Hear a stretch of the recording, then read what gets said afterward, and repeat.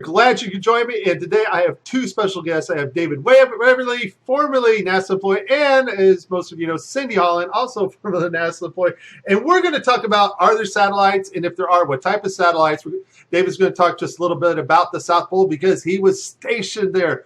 So he's got a lot of cool information, facts about that. And we're going to talk about Cindy. Of course, she worked at Lockheed Martin, which an engineer told her what? That the Earth is flat. The Earth is flat, straight from an engineer at Lockheed Martin. Now, if anybody knows if the Earth's flat, Lockheed would know. So, David, let's hear, what did you do for NASA? And tell us about your experiences. I know you work for Goddard Space Center. Tell us about your experiences at the South Pole. Okay, so I actually wasn't at the South Pole because there isn't a South Pole. Oh, but, whoa. Is there something to walk on down there? I mean... Well, first of all, Antarctica, regardless of whether you believe in a globe or a flat Earth with a encircled or encompassed Antarctica, Antarctica is a landmass covered with ice, a whole lot of ice. Everything is south. Well, yeah. Right? Yeah. Okay, yeah. So I was in McMurdo to put a data ingest system. Now, this was in my career at NASA when I believed we lived on the globe Earth. I bought all the science, all the space, the vast universe, and billions of stars. I bought into all that, just like most of us did at one point. And so I'm down there, and we put this system in to capture the data.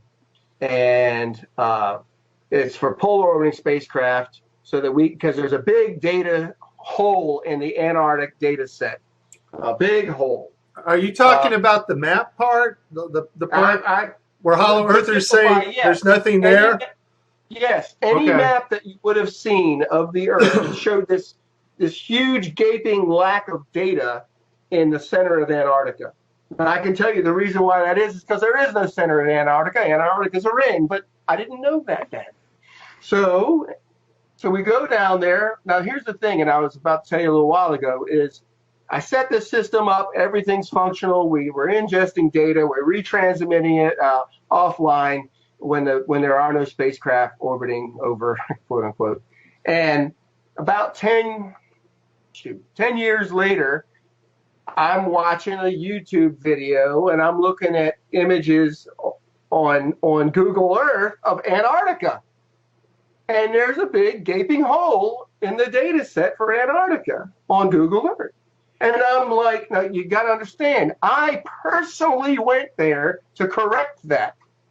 So I was kind of like a little weirded out. Like, why in the heck is there no data for this large area of Antarctica when I went down there to correct that?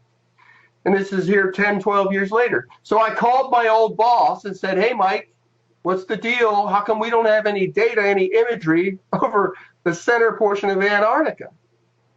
And his answer to me... You think after 10 years they'd have some data, right?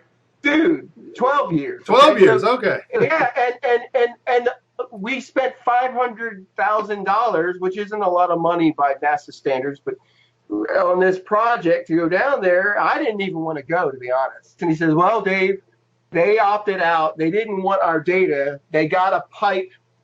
They got a fiber optic network from McMurdo to Svalbard. Now, you got to understand, Svalbard is almost the total other side of the world, okay? It's one of the most north places on the quote-unquote planet, okay? Now, is this an undersea pipe from McMurdo that far? Yes.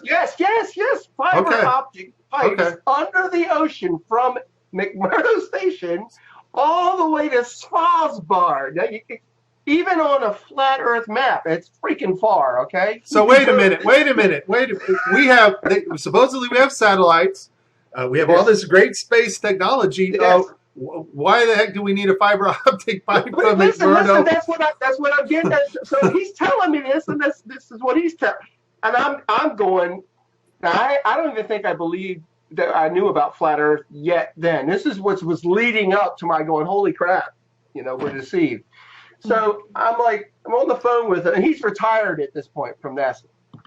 I'm like, well, that doesn't make any sense. Why the heck? He said, well, they opted out to send the data to Svalbard. That's the Norwegians, okay? And that they would process the data and sell it back to us. What? I'm just saying.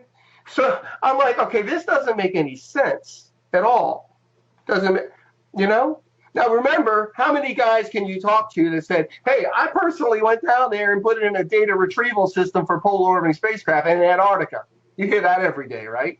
Wow. So it's important that everybody understand that you were there to map what's essentially still not there and still not mapped today. That's right. To fill out an area of data, a huge area that was not there. And so, and it's still not. See, here's the thing. He says, well, yeah, they pipe it over the fiber optic network to Svalbard, and then they sell it back to us. Well, it's still a big gaping hole in the data. Hello.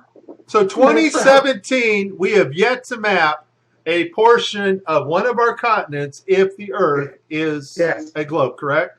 And we supposedly, quote unquote, have continuously polar orbiting spacecraft. Guys, listen.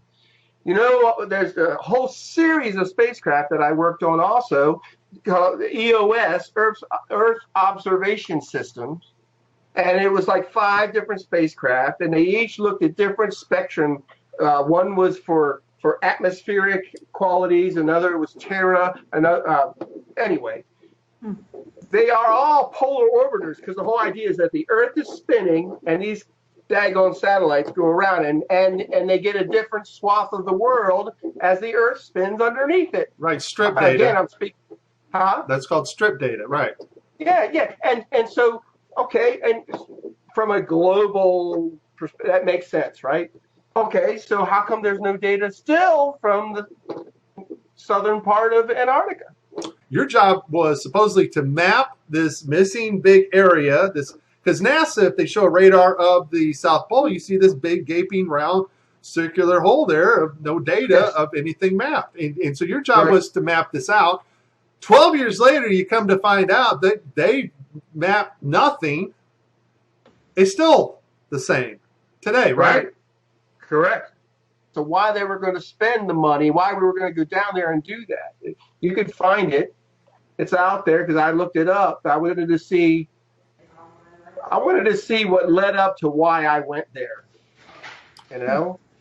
And basically, his answer does not give an answer because it doesn't make any sense. He didn't answer the fact that there's a big gaping hole in the data still.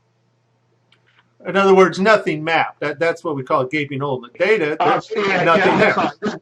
There's a map of Antarctica on a globe Earth. I used to have a globe in here for joke purposes. On a globe Earth, anybody that looks at it, you show Antarctica. When you look, go to Google Earth, and if you zoom in, you'll notice that the lines from data scans, they converge at the middle and they become nothing.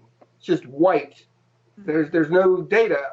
It's kind of filled in, kind of like the guy who made the Earth image, right? It's Photoshop because it has to be. All right, awesome. Now, David, you, Cindy, and I, we were talking about actual what we would call real satellites, not ones orbiting a ball, of course, but real